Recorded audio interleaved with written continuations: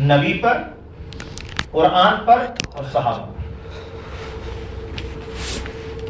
صحابہ کرام کو اگر درمیان میں سے نکال دیا جائے تو ہمارا ایمان مکمل نہیں. ہمارا ایمان اس وقت مکمل ہوگا جب ہم صحابہ کرام رضوان اللہ تعالی علیہم اجمعین کو پر ایمان لے کر آئیں. ابو بکر صدیق رضی اللہ تعالیٰ عنہ، حضرت عمر رضی اللہ تعالیٰ عنہ، حضرت عثمان، حضرت علی، عشرہ مبشرہ، مہاجرین اور انصار اور بدریین، سابقون الاولون من المہاجرین والانصار، یہ سارے صحابہ کرام رضوان اللہ. تو یہ ہمارے ایمان کا حصہ. تو صحابہ کرام رضوان اللہ تعالی علیہم اجمعین یہ اس وقت تک ہمارا ایمان کامل نہیں ہو سکتا جب تک کہ ہم صحابہ کرام رضوان اللہ تعالی مانیں، اور اس وقت تک ہم مومن کہلوانے کے حقدار نہیں. اب صحابہ کرام پہ حضور علیہ الصلوۃ والسلام کو اتنا مان تھا، اتنا اعتماد تھا کہ غزوہ بدر میں 313 صحابہ ہیں، اور حضور صلی اللہ علیہ وسلم غزوے کی رات سجدے میں اور اللہ سے دعائیں کر رہے ہیں نصرت اور فتح کی. اور ساتھ ایک بات کہہ ڈالی، زبان رسالت سے بات نکلتی ہے اور حضور علیہ الصلوۃ والسلام فرما رہے ہیں کہ اے اللہ، اگر آج یہ 313 کو شکست ہو گئی تو پھر قیامت تک تیری عبادت نہیں کی جائے، پھر قیامت تک تیری عبادت نہیں. تو وہ صحابہ کرام رضوان اللہ تعالی علیہم اجمعین وہ ہستیاں ہیں جو حضور علیہ الصلوۃ والسلام کی رسالت کی براہ راست گواہی دینے والے، وحی کی گواہی دینے والے، جن کے ذریعے سے مجھ کو اور آپ کو دین، قرآن اور حدیث ملا. تو صحابہ کرام رضوان اللہ تعالی علیہم اجمعین اگر درمیان میں سے نکل جائیں تو میرا آپ کا ایمان مکمل نہیں. اب صحابہ کرام رضوان اللہ تعالی علیہم اجمعین کی زندگیوں پہ ہم نظر دوڑائیں. ان کا تقوی اور زہد، ان کا صدق اور اخلاص، ان کا ایثار اور قربانی یہ ایسی ہے کہ پہلے جتنے نبی گزرے ان کے نبیوں کو ایسے ساتھی نہیں تھے. تقوی میں بھی، ایمان میں، تقوی میں، زہد میں، ایثار میں، سخاوت میں، بہادری میں، اور معاملات کی جو ہے وہ پاکیزگی میں.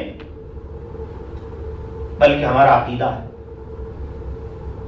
اہل سنت والجماعت کا عقیدہ ہے، افضل البشر بعد الانبیاء ابو بکر ثم عمر.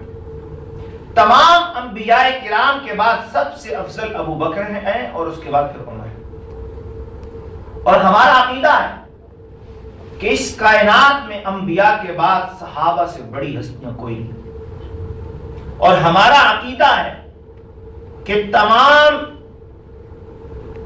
مؤمنین ایک طرف ہو جائیں اور حضور کا ایک صحابی وہ ایک طرف ہو جائے تو حضور کا صحابی دنیا بھر کے تمام ولیوں سے افضل اور اعلیٰ ہے. یہ ہمارا عقیدہ، اس لیے کہ اس کو حضور کی صحبت حاصل ہے.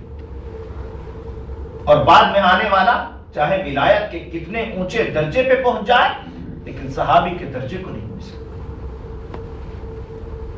اور یاد رکھیے ہمارا عقیدہ ہے کہ انبیاء کرام علیہم الصلوات والتسلیمات معصوم ہوتے ہیں، ان سے گناہ سرزد ہی نہیں ہوتا.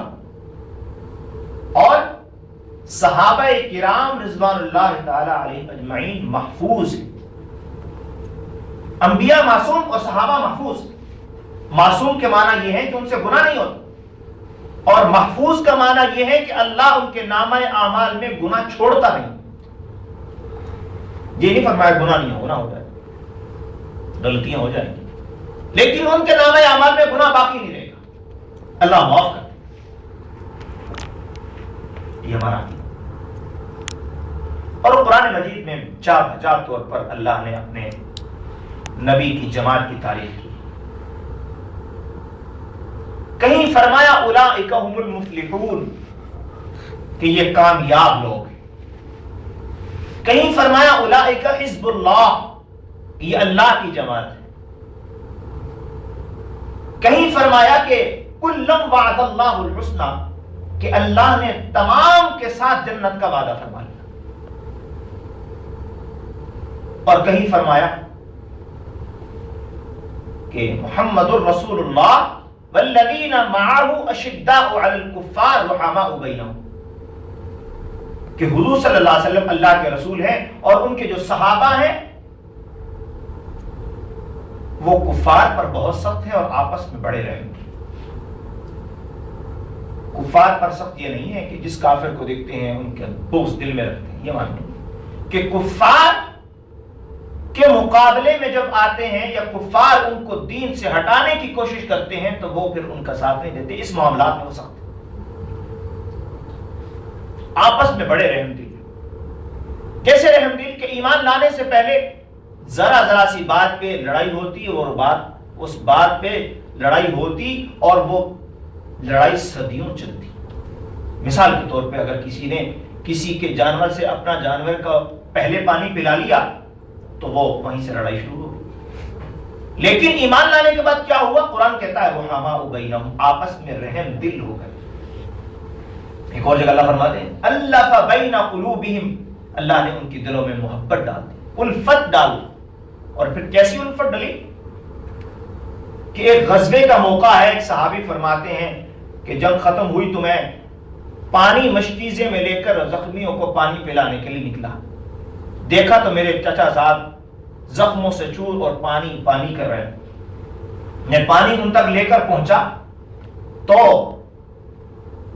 ساتھ سے آواز آتی ہے پانی، وہ میرے چچا زاد کہتے ہیں پہلے ان کو پلا، میں ان تک لے کر جاتا ہوں، ایک تیسری آواز آتی ہے پانی، دوسرے ساتھ کہتے ہیں تیسرے کو پلا دو، تیسرے کے پاس پہنچتا ہوں تو چوتھی آواز آتی ہے، تیسرا کہتا ہے چوتھے کے پاس لے جاؤ، چوتھے کے پاس پہنچتا ہوں، پانچویں سے آواز آتی ہے پانی، چوتھا کہتا ہے پانچویں کے پاس لے جاؤ، پانچویں کے پاس پہنچتا ہوں، چھٹی جگہ سے آواز آتی ہے پانی، پانچواں چھٹے کے پاس بھیجتا ہے، اور جب چھٹے کے پاس پہنچتا ہوں تو پھر ساتواں جو میرا چچا زاد تھا اس نے پھر آواز دی پانی، ساتویں نے کہا جاؤ اس میرے بھائی کو جا کر پانی پلاؤ۔ فرماتے ہیں میں جب دوبارہ پھر اپنے چچا زاد کے پاس آتا ہوں تو پانی نہ ملنے کی وجہ سے وہ اپنی جان اللہ کے سپرد کر چکا ہوتا ہے، پھر دوسرے کے پاس پہنچتا ہوں تو وہ بھی شہید ہو چکا، تیسرا بھی شہید، یعنی خود پانی نہیں پیا اور دوسرے کے لیے ایثار کیا اور اپنی جان دی۔ اسی کو قرآن کہتا ہے فَمِنْهُمْ مَنْ قَضَى نَحْبَهُ وَمِنْهُمْ مَنْ يَنْتَظِرُ، صحابہ کی تعریف کی کہ کچھ تو اپنی جانیں اللہ کے سپرد کر چکے اور کچھ اس بات کے منتظر ہیں کہ اللہ ہمیں اپنے راستے کی موت دے دے۔ اب ایثار کی بات چل پڑی، حضور علیہ السلام کے پاس ایک شخص آیا اور آ کر کہتا ہے کہ اللہ کے رسول کھانے کو نہیں۔ حضور صلی اللہ علیہ وسلم نے اپنے گھر میں کسی کو بھیجا کہ ازواج مطہرات کے گھروں میں سے جا کر پتہ کرو کھانے کو کچھ ہو، لیکن کچھ نہیں تھا۔ حضور علیہ السلام کے گھر میں کچھ نہیں، کسی زوجہ کے گھر میں کچھ نہیں۔ حضور نے